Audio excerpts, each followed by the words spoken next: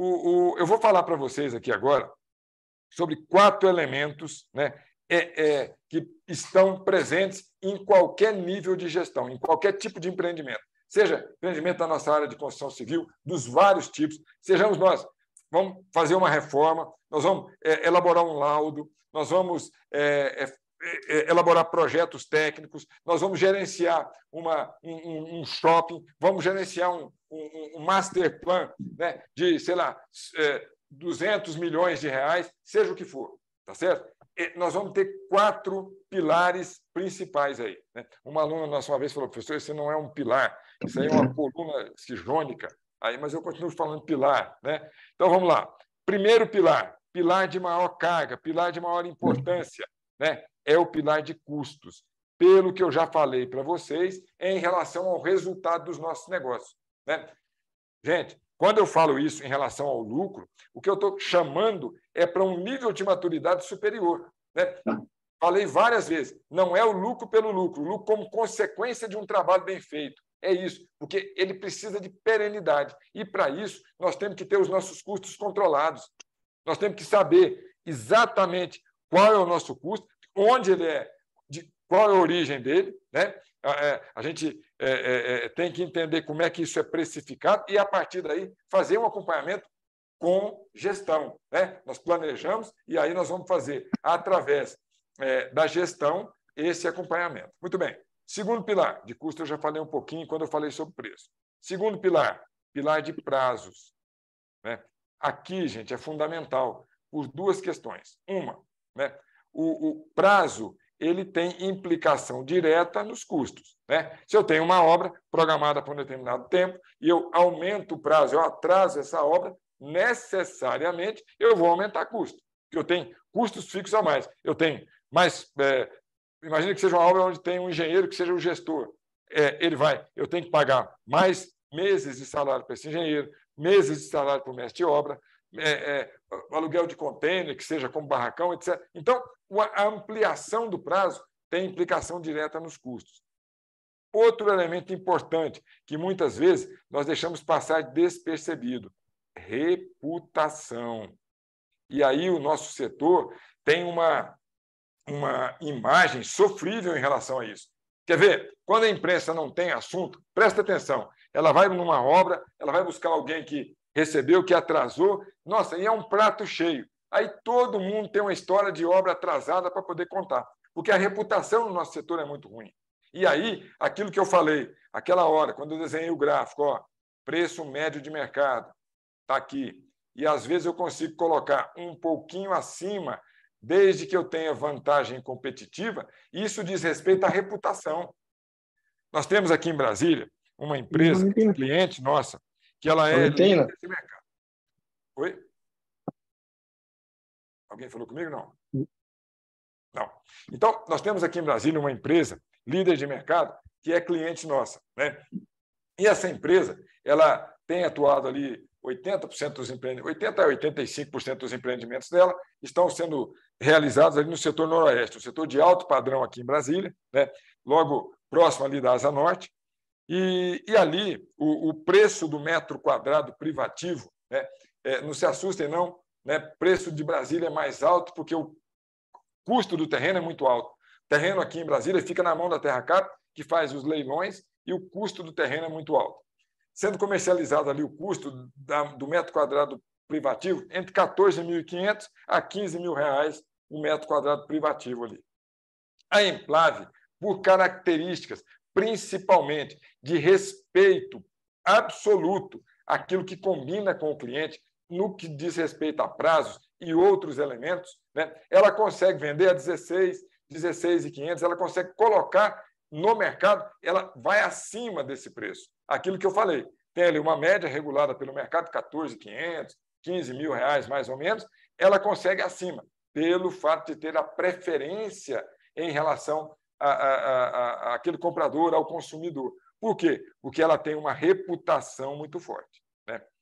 Terceiro pilar, aqui, o pilar de qualidade. Eu prefiro usar aqui, ó, conformidade de produto. Eu uso um termo emprestado dos sistemas de gestão da qualidade, ISO, PDQPH, né? produtos conformes ou não conformes. Então, conformidade de produto, né, ela diz respeito muito à nossa característica, como é que nós encaramos, né, aquilo que nós combinamos entregar. Está muito associado ao nosso propósito. Não é isso que vai nos diferenciar como para nós termos a preferência do consumidor. Por quê? Se eu tenho um produto de muita qualidade, de qualidade alta, logo os meus concorrentes vão igualar. Isso é normal. Vou dar um exemplo. Nós estávamos aqui no começo, quando surgiu o carro elétrico, né?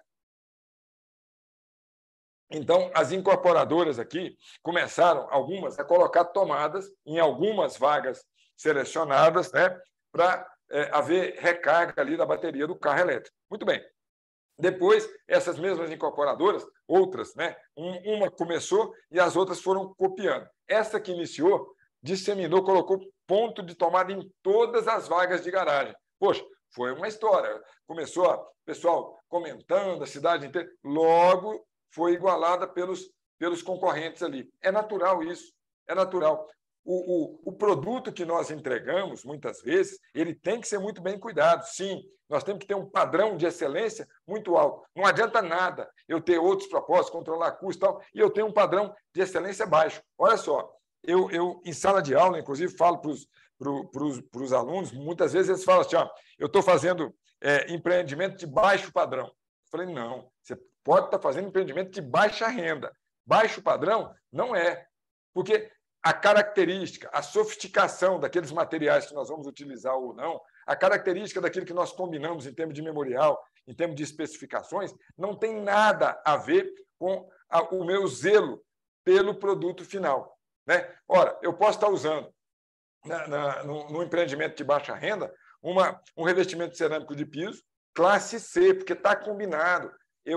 O comprador assinou ali e ele tinha a especificação. É isso mesmo. Para ter um baixo custo, você tem produtos que também são de escala comercial, né? Esses, por exemplo, só para dar um exemplo para vocês, não sei se todos sabem, mas existem leilões feitos de madrugada das fábricas desse tipo de produto, que vem com pequenos defeitos, e os grandes players do mercado nessa área disputam isso de forma... Então, imagina você dizer que está entregando um porcelanato Porto Belo numa casa de um programa habitacional de baixa renda, né? Uma casa de 52 metros quadrados, você está colocando ali na casa um porcelanato de 40 por 40 ou 50 por 50, Porto Belo, ou Secrisa, ou Portinari, que seja. Então, só que esses produtos são produtos que vieram com pequenos defeitos no esmalte, né?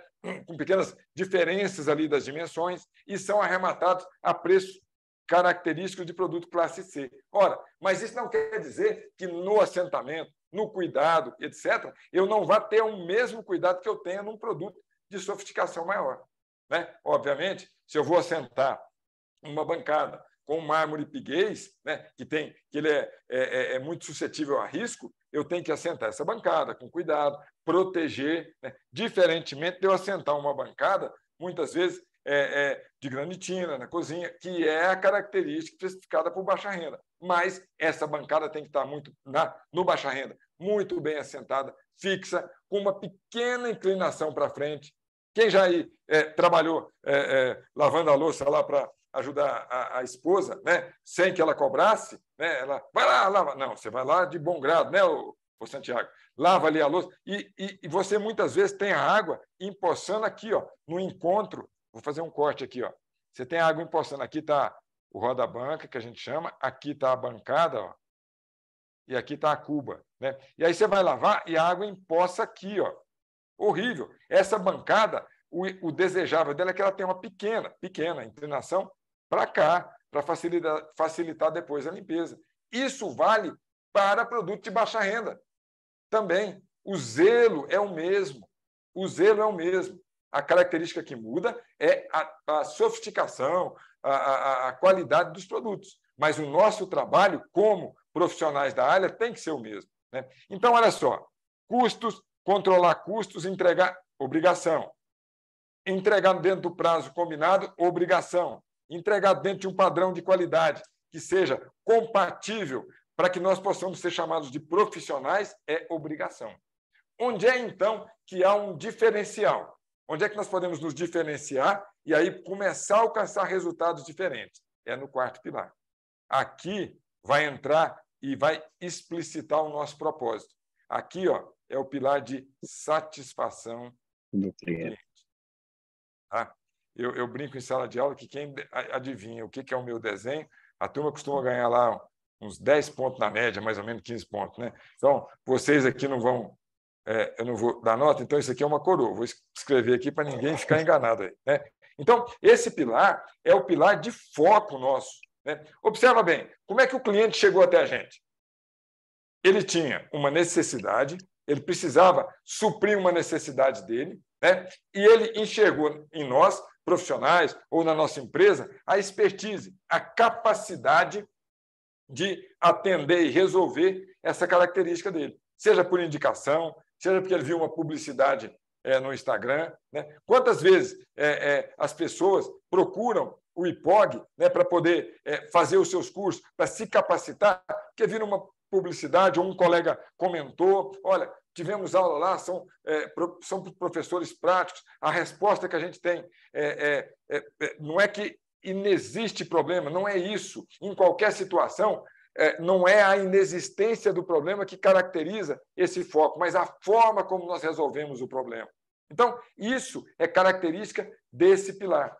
Se o nosso propósito é o atendimento da necessidade, muitas vezes nós vamos fazer mais do que aquilo que nós estamos remunerados a fazer.